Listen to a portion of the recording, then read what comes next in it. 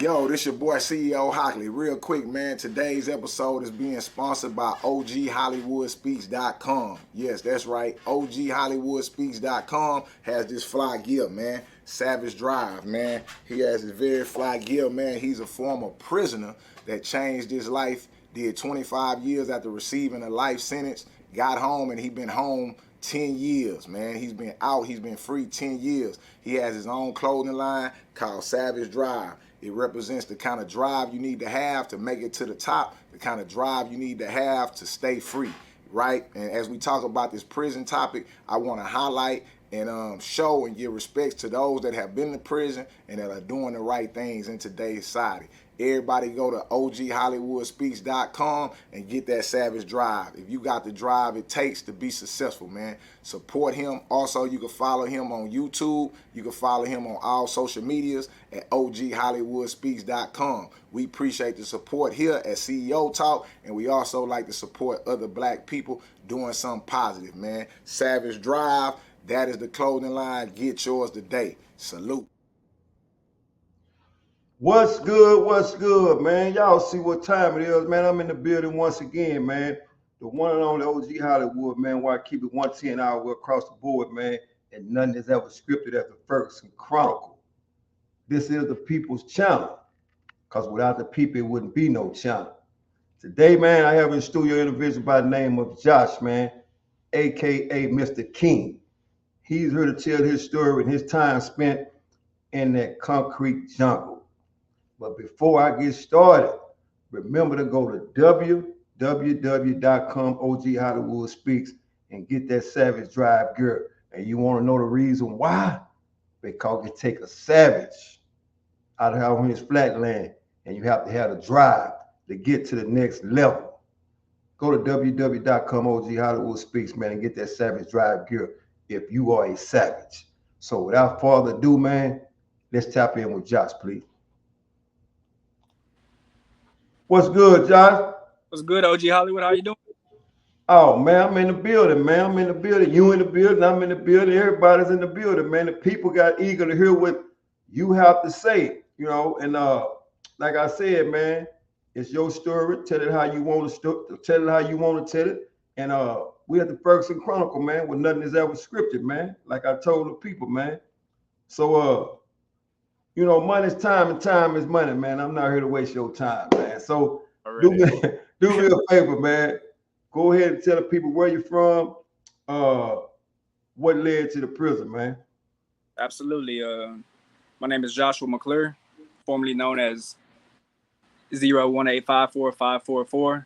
But for those close to me, everybody knows that my name is King Josh, you know, but I'm originally from Victoria, Texas. I was born and raised. I was raised by a single parent mother of 3 children. I also have 2 sisters, you know, from the south side of Victoria. Anybody from Victoria knows, like, the south side is called under the hill. So whatever went on under the hill went on under the hill. You know what I mean? What could go wrong went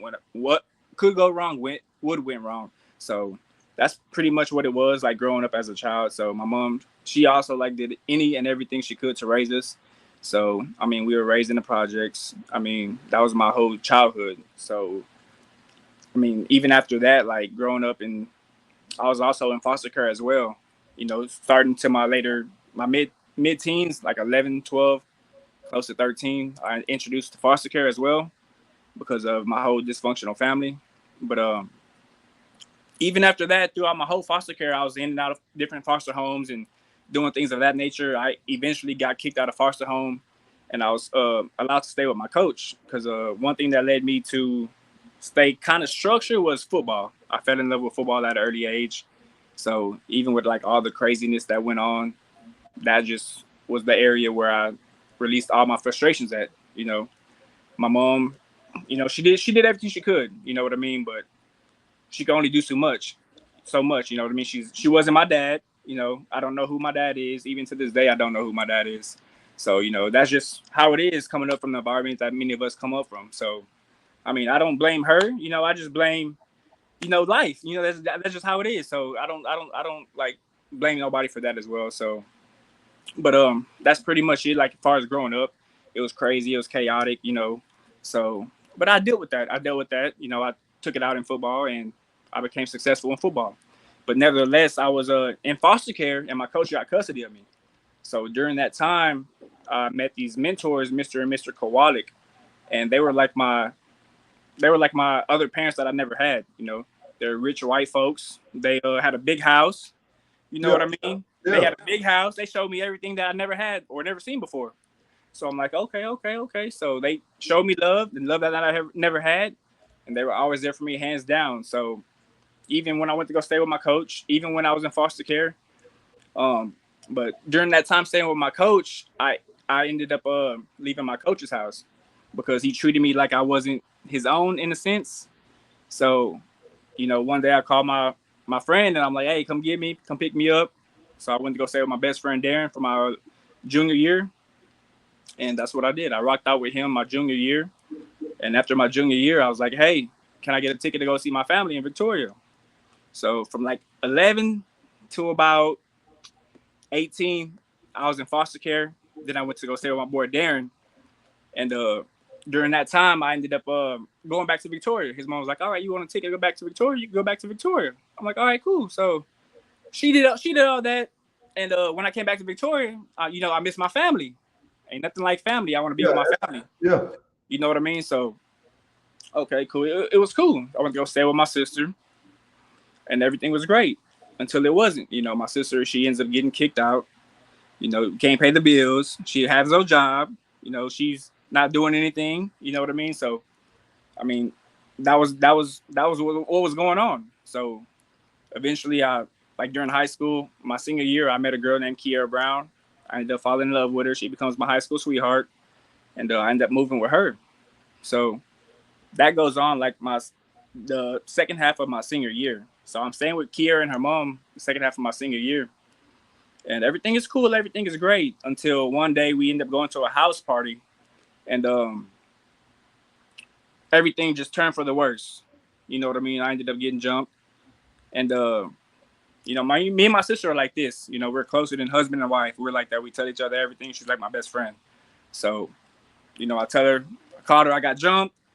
She's like, hey, bro, come over here. Where you at? So we go over there, meet up with her.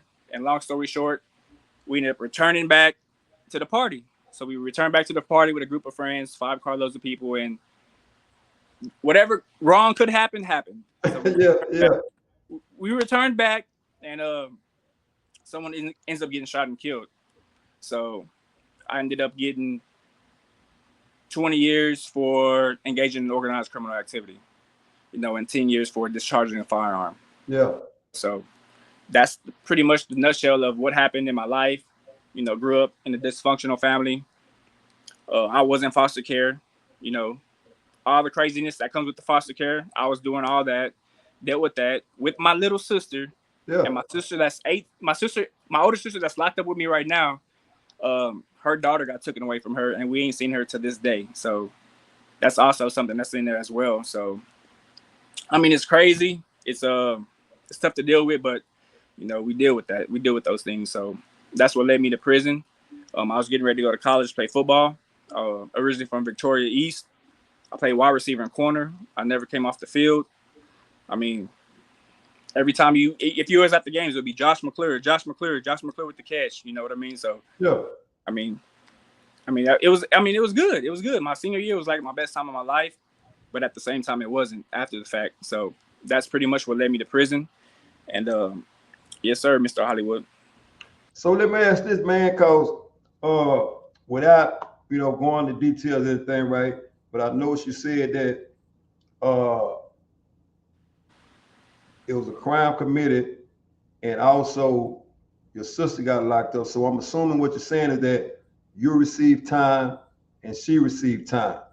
Absolutely. Okay. So I just wanted to clarify that for the people so it wouldn't be no misunderstanding. Then, like I said, I caught that, and I want them to catch that the person in the case that was committed was your sister. So she served time and you served time also. So yes, let me ask you this, man. So once you caught the chain buster, the Texas Department of Criminal Justice, right? Yes, sir. What unit did you have the privilege of entering? in this great big state. This great big state. What? Nah, man. I had the unfortunate privilege to be introduced to Garza West. Okay. I was introduced to Garza West. You know, the bus ride was crazy. I was in the county for 30 days after we got convicted. And man, it's crazy because I'm coming from a normal environment and I'm introduced to a unnormal environment. So we all on the bus packed like some sardines. You know, we're cuffed. It's uncomfortable.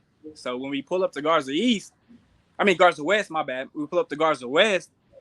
I mean, they tell us to get off the bus. I mean, there's a bunch of dudes, grown men standing side to side, chained up, and they tell us to get out of them.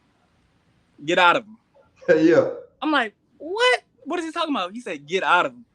You got to strip butt naked next to another grown man and a line full of other grown men, and you're chained up and whatnot. So, man, it was crazy. So we go in the Garza West intake, and, you know, they shave your head. I had a long, full head hair. They shaved all that. All that's gone. You know, there's been working in there passing out necessities, what's called necessities. But for those of you who don't know, it's laundry. So they passing out laundry. They give us a little green lye bar soap. You have to bathe with that right there in front of everybody, butt naked. So, man, it was crazy. So once you did that, you went into booking. You entered all your information. Then you followed that with being housed in what's called the chicken coop at the time. At least that's what we called it. Yeah. You know, it looks like a chicken coop, you know, a bunch of dudes just thrown in a cage. And I mean, it looks like a chicken coop. It's crazy. So, I mean, that was my first day was really like my worst day introduced into the Texas Department of Criminal Justice. You know what I mean? So coming from the football field. Yes, sir. Never ever being incarcerated. Never. That had to be a culture shock for you. Absolutely. And your first day was a typical day of checking in, right? As far as from the administration piece, right? Yes, sir. Let's talk about the rest of the week. How did you navigate through the rest of the week in the Texas Department of Criminal Justice, being fresh from the football field, inside the penitentiary with people that you never saw in your life, and handcuffed next to a man to where they called it when I was there, nut to butt. Nuts. Yeah. I don't want to say that, but hey, nuts to butt. Yeah, that's why. It's nut to butt, man. You know what I'm saying? And how did you prepare yourself for the rest of the week while you was in the Texas Department of Criminal Justice? I mean, for me, my mind was always on the outside, right? I mean, I'm fresh from the outside. So all I could think about was my family, my friends, my loved ones. I'm like, man, how did I get here? I mean, that's constantly replaying in your mind. So I'm like, man, what in the world is this? What in the world is this? I know this is not normal. This is not normal. I can't believe this. So that's going through my mind all day, every day. Like for my first week, so we go, like, even I'm housed in the dorm. I think it was E-dorm at Garza West. I think it was E-dorm. I was at Garza E-dorm, I think like 37 bunk, if I remember correctly. And I'm in there with a bunch of dudes, you know, various gangs, Bloods, Crips, Vayucos, Ordejon, yeah, were deep, you know. Sanato was deep, all of them, because it was really a Mexican area right there. So I'm in the back, I'm in the corner, top bunk. I'm just looking and observing. I'm like, man, what in the world is this? Everything is segregated. You got blacks over here, whites over here, Mexicans over here. Then later on, I ended up finding out you got like dudes. We call them like Solano guys that don't. They're just hanging around over there. But me, you know, I'm a sports guy, so I just be watching sports. You know what I'm saying? Chill at the sports bench or whatever. But I mean, it was still crazy. It was something I still couldn't get it used to. Even in the first week, my mind was just constantly going. I was super stressed. Believe that I was super stressed. And my first week, I could not eat. Even day one, I go in there, I look around, it's just uncomfortable. I'm hot. I'm sweating. At times, I can't even breathe. Yeah. At night, I can't eat. I mean, I can't sleep because my mind's constantly going. I feel uncomfortable. You got to do laying right here, literally a foot next to you.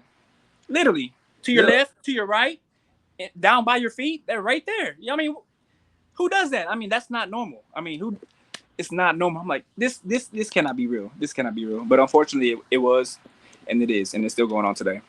So, because I know, like I said, I was there for a long time too, but I never went to a Gaza West or anything like that. So let me ask you, at that particular time when you was there, was that an ID unit or a transfer facility? Garza West and Garza East at that time, they were transfer units. Yes, sir. Okay, so you was there until you went to a regular unit, right? Yes, sir. Yes, sir. And at that time, you could be up there up to 2 years. Okay. So I was there pretty much 22 months, almost 2 years. I was at Garza West for three weeks. Then I got shipped to Garza East for the remainder of my sentence. I mean, for the remainder of the 2 years. Okay, so what was the work like at Garza, at the Garza facility? Did you work in the kitchen, hallway? What was your job on that unit? I mean, my first job was a janitor. I would clean like after rack up time, which was like I think 10 or 10:30, something like that. I don't quite remember, but I would just clean the toilets, sweep and mop the day room, scrub the showers and stuff like that, and make sure everything was clean. Then return the chemicals back to the picket. And how old were you when you were at this particular unit? How old were you? I was 21. I was skinny, super skinny. I was like 160. Didn't know nothing about nothing. I was green. I'm just now learning about. I'm like, come on, bro. Come on, bro.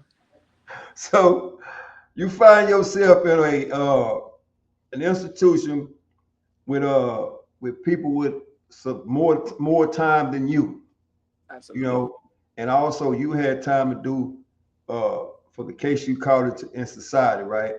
So let's talk about when you finally made it to the ID unit, as they called it. What unit did you go to? My first ID unit was in Lamesa, Texas. I went to Smith Unit for roughly 2 years, and that's all the way in West Texas. So again, the bus ride is gruesome. I mean, you're on a kind of like a Greyhound bus, but not really. It's called a Bluebird. But like I say, the seats are real close. You're shackled up, chained up, and it's real uncomfortable. So I mean, it's a long ride. So if you got to use a restroom, I mean, the dude sitting next to you, he got to get up and you got to squeeze through everybody. If you're in the front, you got to walk all the way to the back, or you know what I mean, and vice versa. So, I mean, it really sucked. I mean, and the cuffs were super tight on your wrist. You had bruises from your wrist. If they were on your ankles, if you were shackled up like that, you had them. Your ankles were bruised. They were bruised up. You know what I mean? It's real uncomfortable. Yes, sir. So when you get to the ID unit, right? Was it the same thing when you got off the bus at the Gaza unit when you arrived to this new unit? What were some of the things you saw when you got off the bus there, if you can remember?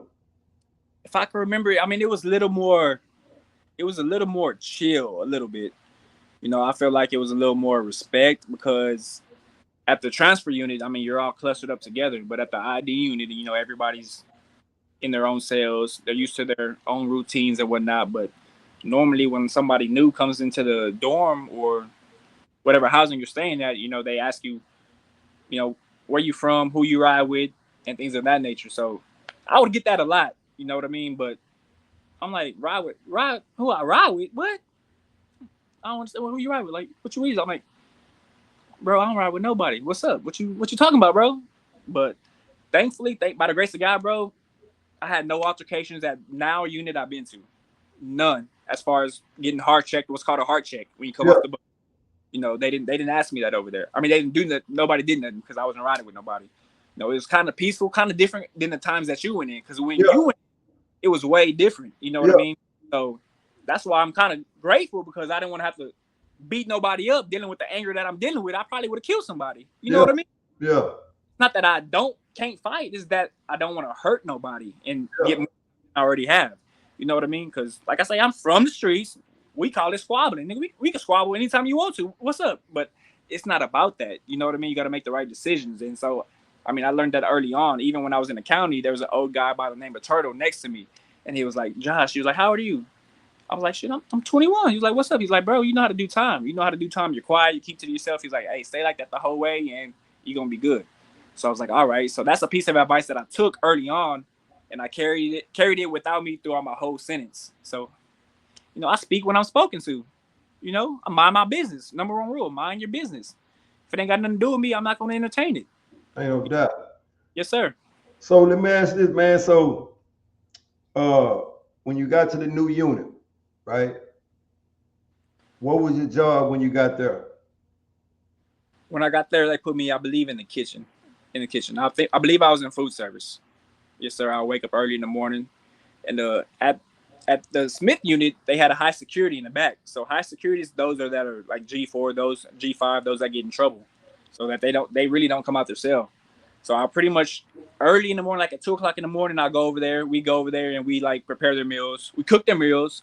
Then we also prepare their meals. Then we would also serve their meals to them. So I mean, we did all that, not knowing like those that don't have no work experience, that we're getting all of those things, down the line, even in this environment. But we could talk about that later on down the line, though. You know what I mean? But that was my first job there, working in food service for high security. Yes, sir. So was it any outside work during your time in prison? Thankfully, there was none. But like I say, my sister is incarcerated with me, and she's at the women's prison currently right now. I beat her home. Unfortunately, I wish she could make it home before me, but she's still in there right now. And she was previously at Crane Unit, just got moved to Murray Unit for school.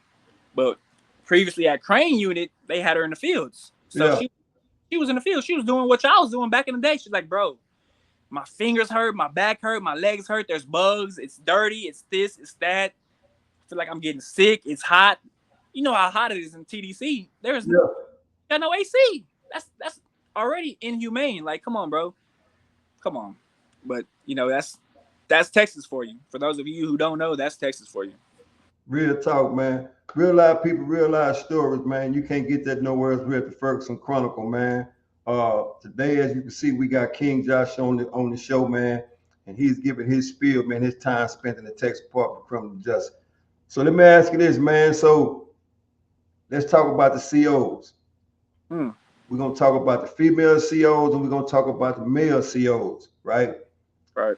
How did you get along with both of those sexes? I mean, for the most part, I got along good, but also it depends on what unit you were at. Because some units, they treat you like you're a human being. But there are also other units where you go to and you're treated like you are trash, like you're nothing. Like for me, like when I was later on down the line, I went to Jester 3 unit, and there's mostly Nigerians and Africans over there. So they would holler, scream at you, treat you like you were nothing. I remember one day I was walking down the hallway. I just got off of work. I'm walking with my shower bag. I had my shower stuff in my bag. And one of the sergeants, he's like, hey, come here. Come over. He's like, what you got in the bag? I'm like, sir, I got my shower stuff in the bag. You know I work in the kitchen. You see me go to work every day. Every time you're here, you see me go to work. Me and my crew. Look, they right here. He's like, come here. Let me see your bag. So I give him my bag. I'm like, here. He's like, what's in it? I say, you see what's in my bag. So he gets it. He dumps it out right on the floor. He throws my bag down and he says, pick it up. So I'm like, what? That was one of the worst encounters. One of the worst encounters with a CO just disrespecting me like that, full-fledged. I had to catch myself. I had to, just calm myself down, like, chill, bro, chill. I mean, I was looking around, and there was a brother by the name of Albert J. Yancey. He was there. His dorm he was in 2 dorm right there. I don't know if he remembers it, but he was right there. I looked at him, and we just made eye contact, and that was enough to keep me from losing my cool. You know what I mean? So I got my stuff. I picked it up. Cool. Going about my business. It was a wrap. So that was one of my bad encounters with some COs. But for the majority of the part, like if you're an upstanding individual and you do what you're supposed to do, guards will respect you. If they see that you're handling your business, they see that you're going to work. It just depends on who they are. You know what I mean? It's not all units. It's some units, and it may be it may be like a variety on some units as well. Some might like you, some might not. Yeah. Then if you're handsome, if you look good, the guards might not like you. You know what I'm saying? Because you look good. You're a handsome individual, or you carry yourself with upstanding. You know what I mean? they just might not like you. I mean, it goes from the male guards, the female guards. I mean, it depends. You know what I mean? So just carry yourself with respect. So now let's talk about the female officers. Yes, sir. How did you get along with the female officers? I mean, like I say, for the most part, it was cool. It was good. I mean, like most of them knew, like from the units I were on, they knew my routine. I mean, if they work there, they know your routine. They do watch you. They do watch what you do. So if you don't think they're watching, they're not watching. They do. They watch what you do. They watch who you hang with, because certain individuals you hang with might not be good company. So you hanging with them, they already suspecting you not good company. So it might mess that up as well. But like majority of the time, the female guards were cool with me. I really didn't have any problems per se. But like the only time I really had problems was when I was at just the 3 unit. That was the main. Every now and then I have problems because some of them were just bucking.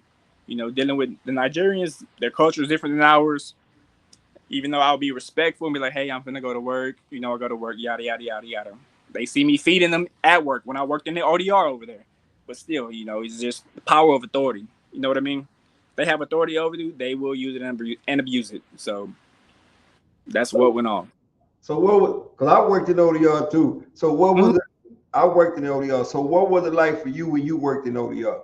As far as because we all work in ODR for different reasons, right? Right. It's the same way we all do time in a different way for different reasons, right? So how was it for you when you worked in ODR? For me, I mean, it was different because there was a guy by the name of Nick Barrett, and he's out right now. We still keep in touch, you know, to every day this day. So, but he worked in there. He was an older gentleman, and he was kind of like a big brother to me. So he worked in there. He was like, hey, bro, I'm going to get you an ODR with me. I'm like, all right, cool. Because at the time I worked in the back. I was working, cooking for population. So he's like, I'm going to get you up there with me. So, I mean, he got me up there with me. We rocking, we rolling. We cooking, we serving the officers. We making meals, you know what I mean? But even still, like, even comes with an ODR, like, you have certain privileges. And, I mean, you can eat what you want to eat. You could cook food, take it back to the dorm. And if you wanted to, you could sell it. If you didn't get no money, some people don't get money. Yeah. You know what I'm saying? People aren't blessed to have people send them money every week, every day, every month. You know what I mean? So, I mean, for me, I always been a giver. You know, thankfully, I was blessed, like I said earlier, by my mentors. They've been blessing me my whole time down. They put money on my account. The white folks. Yeah. So, I mean, coming from the hood, we call them white. You know what I'm saying? White. Yeah. So they put money on my account my whole 11 years down. Faithfully, you know what I mean? $100 a month. So I was good. I wasn't unfortunate. So me, I always been a giver. So I would cook food. I'll be like, hey, y'all come pick it up. If y'all come in ODR and come get it and y'all make it out, I'm like, hey, you got it. Go sell it. Yeah.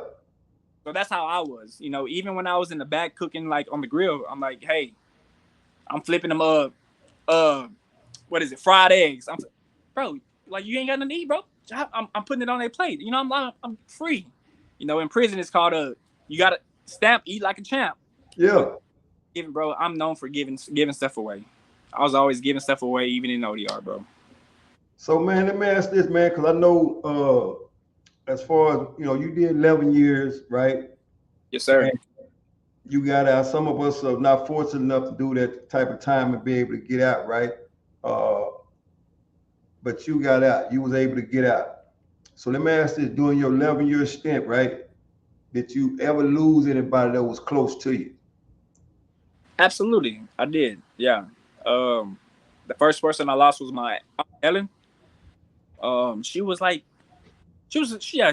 first person I lost was my Aunt Helen. Like she died probably a couple years before I got out. Then before her, my cousin Tamika lost her like middle school sweetheart. He was only 28 years old. So like a year or two before I got out, I was writing her. I'm like, hey cousin, we finna go double dates. We finna do this. We finna do that. Then one day I get a letter saying he passed away. I'm like, he had a massive heart attack at 28. So I'm like, dang, that's crazy. That's crazy, man. That's crazy. I couldn't believe it. You know, I still couldn't believe it to this day. So the year I got out, a couple months before I got out, I received a letter that one of my favorite aunts passed away, my Aunt KK. So I'm like, man, You know, I had plans to see her. I had plans to hug her. You know, I couldn't even say goodbye. You know what I mean? So for me, I mean, it's tough. I mean, how do you deal with that? So for me, I just, you know, took it one day at a time, kept doing what I'm supposed to do. Um, like even now, like I just continue to, every chance I get, I go down there, visit my family. You know, that's one thing I don't take for granted. Any chance that I get, I go spend time with them because you never know when it's your last day. And yes, sir. So we all get a chance to be held accountable for the things we do. Some of us accept it. Some of us say, you know what, I did the crime, so I'm gonna do the time, and I'm gonna stand up like a man and do it, right? Right. That's when we on that bluebird, as we call it, when we get dropped off at any one of those units, right? But it also comes a time when they call your name for the chain, Hmm. going home, Yes, sir. right? So when your name was called, walk us through what was running through your mind after serving 11 years and your name is finally called to be released. You know what's crazy is I was out actually my second stint at the Conley unit. You know, I was after I done 2 at Garza, I done 2 at Smith unit, then I done 2 at Conley unit. Then my next 4 were at Jester 3 unit where I got my associate's degree. Then my last so-called year and a half, I was shipped to like 3-4 different units. Then I was back on Conley unit for my second stint. So I'm there, right? I see parole like I would say May 9th, June 9th, or something like that. Then it was literally 8 days later. I get a e-message because you know now we got the tablets. Y'all didn't have that back in the day. No, we didn't have that. I had the tablets, y'all. Yeah, so I got an e-message from my boy Albert J. Yancey. He's like, "Hey, bro, you made parole." I looked at it.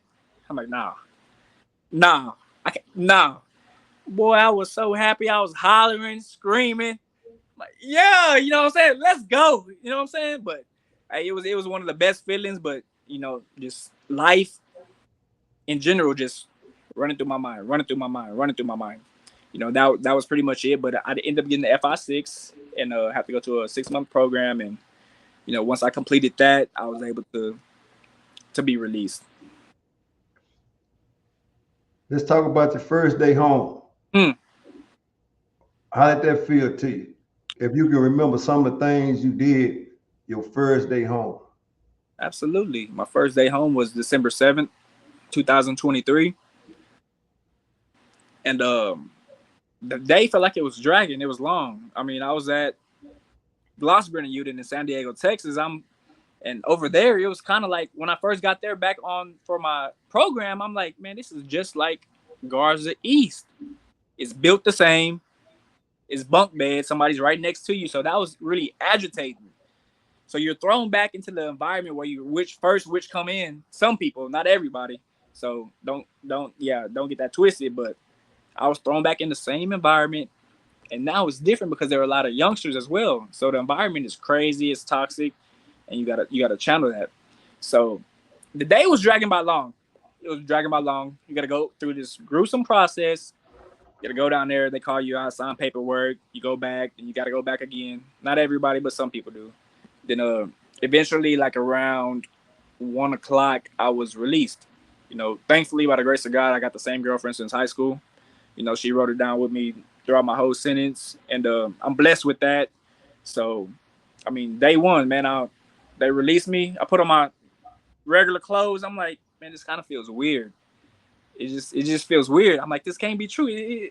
This can't be true, man. I was just smiling all day, every day. Everybody was clapping, and you know, everybody was excited for me. So, I mean, it was real great. So I walk out. The door just slide open. I walk out, and I'm just thankful. You know, first of all, I just thank God. I'm like, God, thank you so much. My girl, she's waiting in the car. She can't get out the car, so I just go in the car. You know, I give her a hug and I give her a kiss. Then at that unit, there's a street that goes down to the stop sign. So we go down to the stop sign, and I take a couple pictures with the unit in the background of me. I'm leaning against the car. I'm looking different ways, and I'm just embracing the moment because you don't take those things for granted because not everybody gets the chance to get out. You know what I mean? So, I mean, I sent that to my bros and my sis, those that are still incarcerated, let them know that I got out. And I mean, it was quite different. I felt kind of weird after being gone so long. You know, I felt weird. So my girl, we go to the store. She's like, here. She gives me her phone. I mean, I'm used to phones. I'm good. I'm tech savvy. But she gives me the phone, and I kind of don't know what to do with it because it's different. You know what I'm saying? You can watch TV and you can text and you can. I'm like, I'm kind of like, come on, bro. Even now, I'm still trying to. I'm just now kind of adjusting. Even 6 months being out, I'm like, come on, bro. Like, come on, bro. I know I'm not stupid. You know what I mean? But that's what comes with doing time. So we pull up to the store. She's like, Josh, pump the gas. I'm like, all right, cool. I'll pump the gas. So I get out. I go in the store, and I just feel weird. I feel weird. You know what I mean? It just don't feel normal because I was in a structured environment for so long. I'm just like, I'm kind of acting like I'm retarded in the sense. I'm like, man, what the hell? What the, you know what I mean? I don't want to cuss or nothing, but I'm like, God, hey, what's going on? But no, it was cool. So I walk around. I'm just embracing like the different items you see in the store because we don't see that. You know, when we look out the window, all we see is the bars and the iron fence, razor bar and whatnot. So, I mean, that's all we see. Gone for so long, and you know what, whatever unit you're at. So after that, we end up driving home. But we drive home, we get to the house, and my same mentors, they ended up meeting me at my house. So they drove from Dallas. At the time they stayed in Dallas. It's the old elderly couple, Mr. and Mrs. Kowalik, you know, by the grace of God. Thank y'all so much. But they came down. They came and visit with me and my girl. We had dinner. They brought like seafood. So we ate seafood. That was really I think my first meal home. So it was real good. It was nice. Just enjoyed their company. Then after that, they went home and we called it a night after that. But hey, that was my first day home. I mean, I called certain individuals, but I mean, I still couldn't wrap my mind around it because I kind of felt weird after being gone so long. So let me ask this. I mean, it's a proven fact, man, that we all are just a second away from that kind of case that you caught, right? Sir. And we've been talking here for 37 minutes, man. And I will say this, man, that for anybody that's watching this, man, and they can tell too, if they can't, something wrong with them, that you were always who you were now before you went to prison. You know, Absolutely. you was always who you were now, right? Sir. And my thing is this, man, like I said, this is the reason why the Ferguson Chronicle was created. So people like you can come here and tell your story, right? Because most of the time, people on the outside looking in, they paint people that have been to prison as monsters. Not at all. You know, and it's a good thing you came here to share your story, man, to shed light, man. So, you know, just to let the people know, man, that you've encountered crime in a way that you encountered it only one time and you went to prison. Yes, sir. And that can happen to anybody. Anybody. What? So let me ask you this, man. Through your humble pursuit to excellence, right? What do you do day in and day out to keep you humble as you are and to keep you focused, and not only focused, but to keep you maintained and grounded so you don't go back to the Texas Department of Criminal Justice? You know, for me, like one of the things that keeps me grounded is putting first things first. You know, when I was incarcerated, I read a lot, and one of the books I read was seven habits of highly effective people, and it said the first one said to be proactive, the second one said to begin with the end in mind, the third one was said I think to put first things first, the fourth one was said I think seek to understand then to be understood. You know, so I ain't gonna name all of them because I don't remember all of them per se, but one of the things that stuck to me was putting first things first. You know, I got to put God first, most importantly. You know, because without Him, I wouldn't be where I am today. I wouldn't be out. I wouldn't be free. I wouldn't be able to love on my loved ones like I'm able to do right now. So that's pretty much what keeps me grounded. But also, you know what I mean, just value time, value your loved ones. You know what I mean? The same routines that kept me grounded while I was in prison, I keep out here. You know, one thing that we did in prison was we got up early. You know, we got up early, got our mind right, did what we had to do. You know, most of us drunk coffee, so we got up, brushed our teeth, washed our face, make us a cup of coffee. A lot of us read the Bible or whatever routine, whatever y'all did. You know what I mean? That's what you did. And throughout, and if you have to go to work, you would go to work. From work, if you had school, you would go to school. From school, come back and chill. Or if you want to go to rec, you would go to rec. So those same habits I keep out here. So I wake up in the morning, you know, pray. I do all of that. Then once I'm done with that, I hit the gym. I go to the gym right before I work out. You know, I work from 10 to 7, so I'm able to get my workout in, then go to work. And anytime after that, I'm able to get my schooling in. Because right now I'm taking online classes for my bachelor's degree. Yeah. You know, I'm doing that as well. So I was going to college in there. The same habits I kept in there, I'm doing out here as well.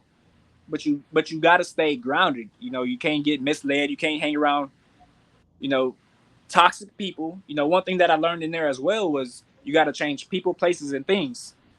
They taught you that like cognitive. Change people, places, and things. You know, you got to change your whole environment. You know, you might be from Victoria, but you ain't got to stay from Victoria. If you got to go back to Victoria, go to a different suburb or go wherever you have to go to get away from what brought you to prison. You know, you got to change that. You know, you got to surround yourself with positive people and like-minded people. Yes, sir, Mr. OG Hollywood. So let me ask you this, man. So I noticed you mentioned structure. Yes, sir. Which I can agree. We were all in a structured environment, right? In prison. They woke us up on time. We went to work on time. They fed us on time, and they counted on time. Although it didn't always clear on time. But you know, that's another story, like you said. That's another story. What?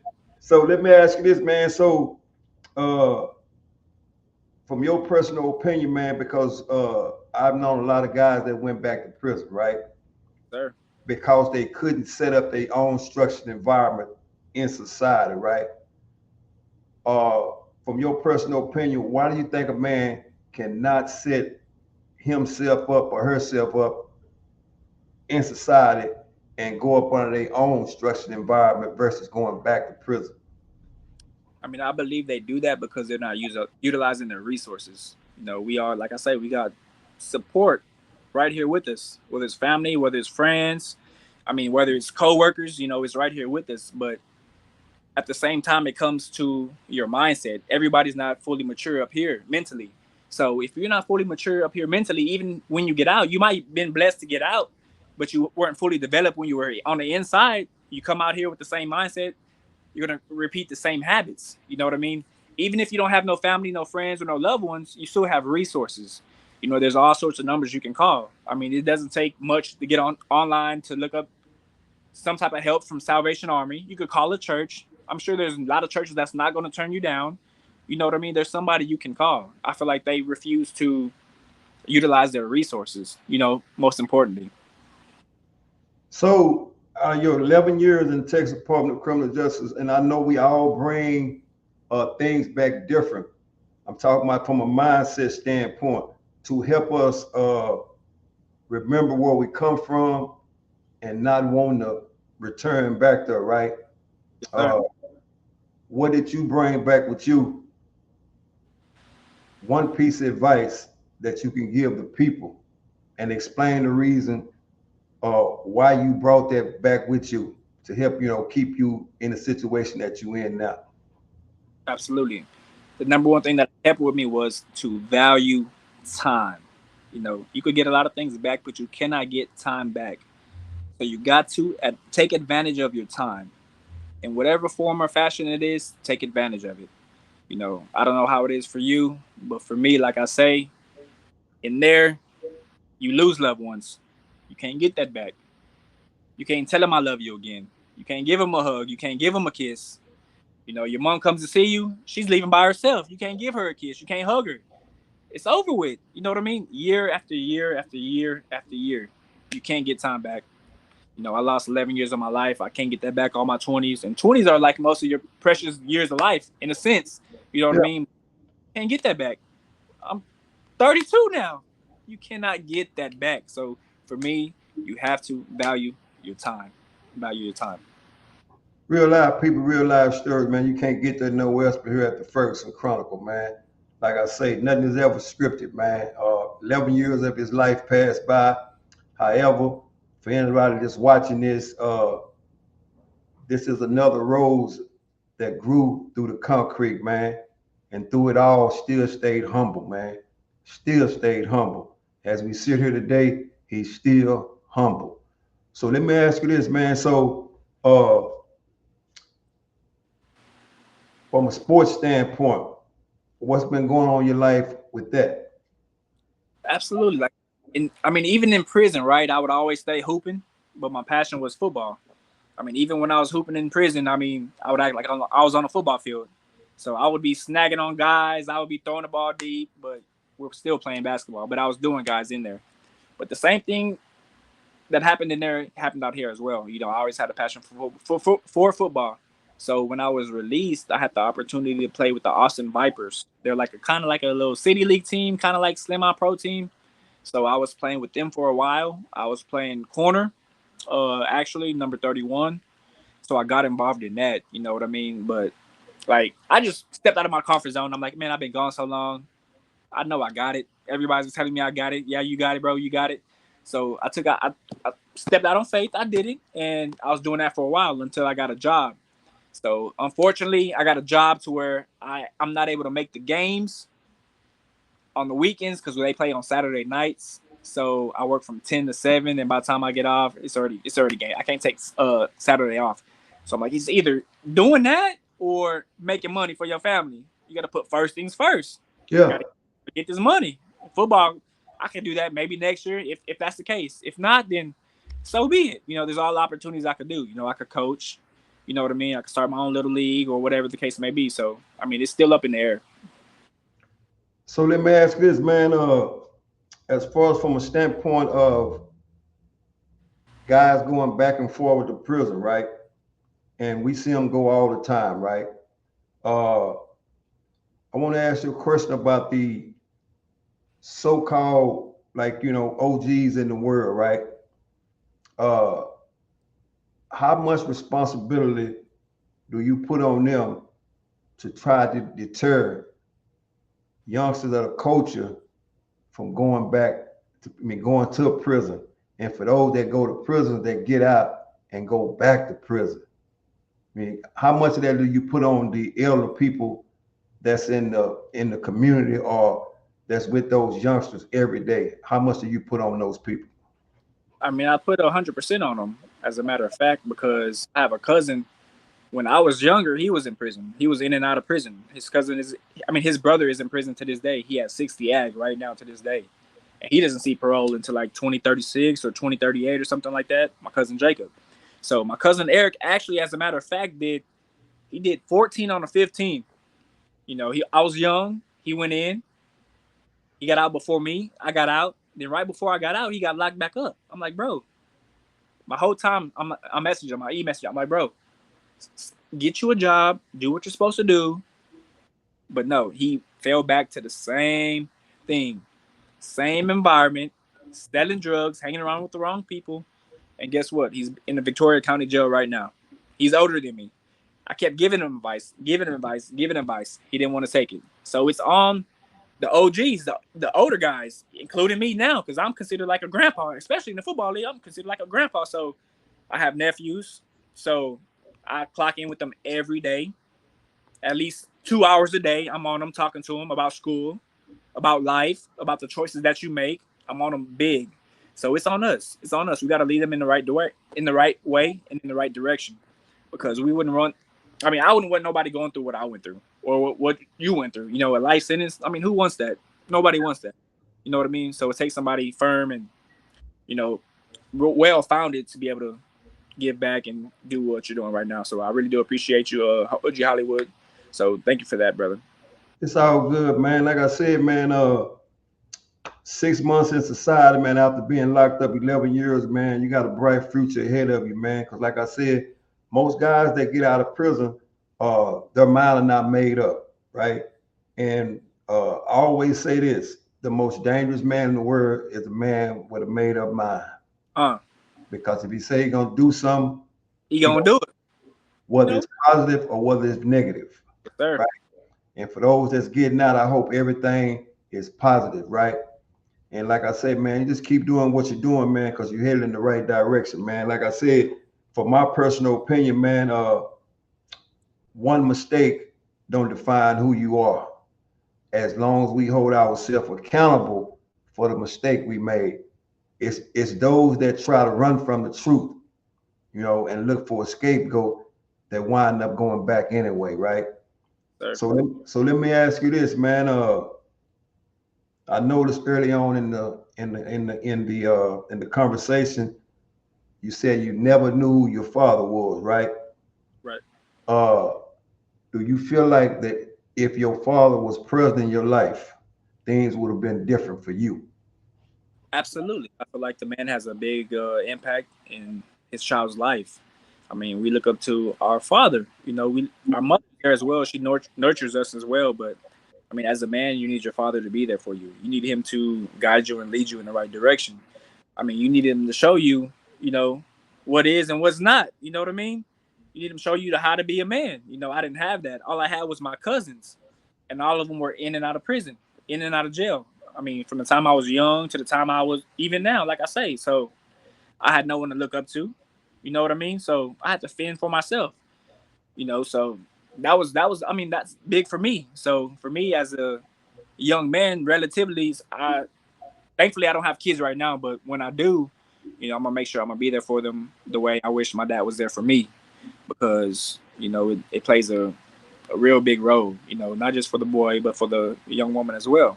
So, you know, we definitely need that, especially in the black community, because we don't have that. That's one of the big things that lead a lot of black children in prison. You know what I mean? So it's important. We had a lot of black sisters out here who just on food stamps, on welfare, fending for the kids for themselves. And, you know, it's wrong, you know. So, I mean, it plays a big role. You know, there's one time I was at J3, right? And my mom and my sister came to see me. And I remember my sister, you know, I love my sister to death, but she was smacking them boys across their head. And it put me like, sit your behind down, yada, yada, just cussing. I'm like, Tata, chill. Do not do them boys like that. So it let me know, like, that's how my mama did us growing up. You know what I mean? Dysfunction, crazy, chaotic. Their dads weren't in their life like that. If he was, you know, they would have structure. She wouldn't be talking to the kids like that. Hey, Jemiah, sit down. Here's some coloring books. Here's your color. Show me this, show me that. You know, you got to talk to your kids. Putting your hands on them is not the answer. You know, a lot of times we are parents that do as I say, not do as I do. But we need to be parents that do as I say and do as I do. But you got to do it as when I say do as I say, you got to lead by example as well, being a parent, whether you're a single parent mother or you're a single parent father. You know, you have to lead by example. You know, you don't have to beat them kids, hit them beside their head. That's not the way to go. You know, just talk to your children, you know, and I'm pretty sure it's going to work out. You know what I mean? So there's a lot of things I've learned being incarcerated that I'm really thankful and grateful for, because if it wasn't for me being incarcerated, I wouldn't be the man I am today, in a sense. So, you know, I'm really thankful for that. And even to this day, I'm still having these conversations with my sister. I'm still having these conversations with my mom, Yeah. right? Still in the same in the same predicament when I went to prison. Nothing has changed. They're in the same level. They're down here and I'm way up here. So what's missing? Everybody I know, they're down here. They're down here. I'm like, what's going on? What are y'all doing? Didn't have a job. They ain't got nothing going for themselves. Don't really have a place to stay. I'm like, what in the world is going on? So literally, I'm only been out 6 months. They're always asking me for money, asking me for this, asking me for that. Literally every 2 weeks I go down. Every other week I go down there. My other paycheck, I go down there just to visit with my family, to give them that guidance, to give them that, you know, manly affection that they need. But it's not enough. Most importantly, I got to get myself together. Then later down the line, I'm able to get them together. But it takes time. You know what I mean? I can't just invest all my time in them when I don't have myself fully to where I need to be right now as well. You know what I mean? Because I still have a long way to go, but it's a process, and I'm thankful for where I am today. So let me ask you this, man. This is a question, man, and can't nobody answer this but you, right? If you could do it all over again and change one thing that was in your situation, what would be the one thing that you change? I mean, knowing what I know now, it would be the bad decision I made on that day. Not to go back, not to hang around with who I hung around with. It would be to listen to those that told me to do right. It would be listen to, those that told me, hey, Josh, you need to chill, you need to do this, you need to do that. Number one thing would be to listen. Listen to all the older people that told me what to do. I didn't, I didn't do it. That would be the biggest thing. I mean, I wouldn't want to do it over again. Like I say, I'm thankful and blessed for everything that I've learned. But like, if I wouldn't have learned what I know now without going through it, I would say yes. I would have to go through it again, because if I didn't, I probably wouldn't be where I would be today without it. In a sense, that makes sense. So man, as we come to a close on this, man, because like I said, we can't get all 11 years in one day, right? Right. So, but I will ask you this, man, because as you just said to me, they got tablets in the Texas Department of Criminal Justice, man, and they do watch this channel. Oh yeah, shout out.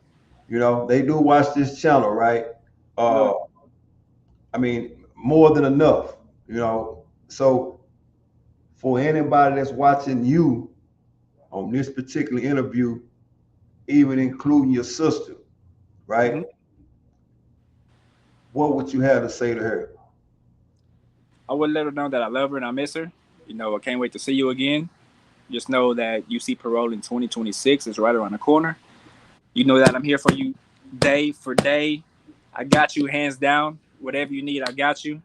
I got your son right now. You already know what time it is. I'm here for you. I love you. But continue to make the right decisions. Continue to invest in yourself. Your son needs you. Your daughter needs you. I need you. Mom needs you. My sister needs you. We all need you.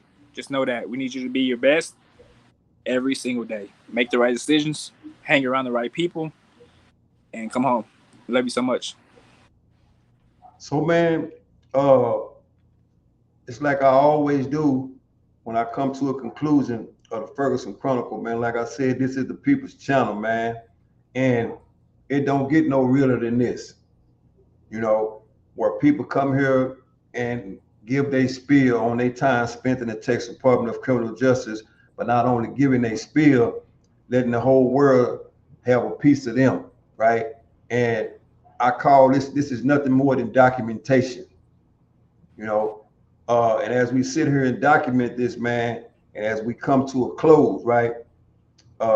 What I like to do for people that come here at the end of the show, I like them to close out on their own note. However you want to close the show out, man, that's what I want to allow you to do now. Give a shout out to whoever you want to give a shout out to, or if you want to close it with a positive note to the world, you can also do that. Absolutely. First and foremost, thank you, OG Hollywood, for giving me the opportunity. It was truly a blessing to be here with all of you.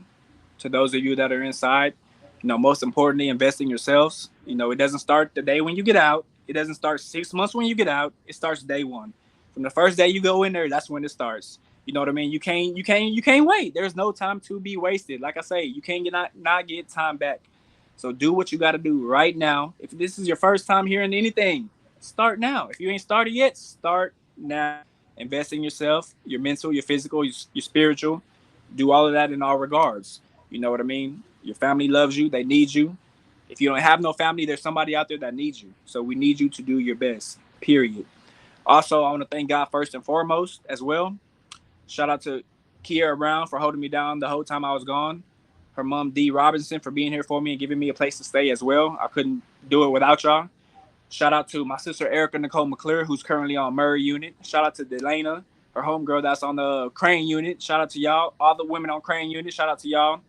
Shout out to my boy Dominique Eilers on Jester 3, Jason Shitty, Albert J. Yancey, Michael Robinson, shout out to you, boy. John Eric Garcia, shout out to you, boy. I love you so much. And everybody else who I didn't name, just know I love you, I miss you, and I'm thinking about you. If I haven't hit you up yet, just know it takes time. I got a lot of y'all on my e-message, but it takes time. Let me get myself together, and I guarantee you I got you. Donald Ray Guzman, bro, I love you so much, bro. Can't wait to see you. Davion, Trayvon, Young, love you, bro, as well. Jacob Dwight Davis, my cousin who got 60 ag, bro. I love you so much.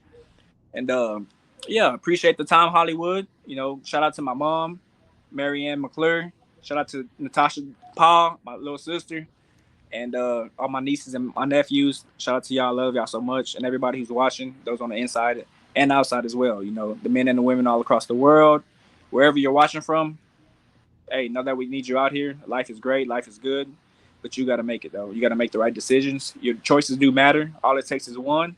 You learn from my decision. Shout out to Tiffany Arwin, my homegirl Tiffany. She was there with me as well. Shout out to my court dean.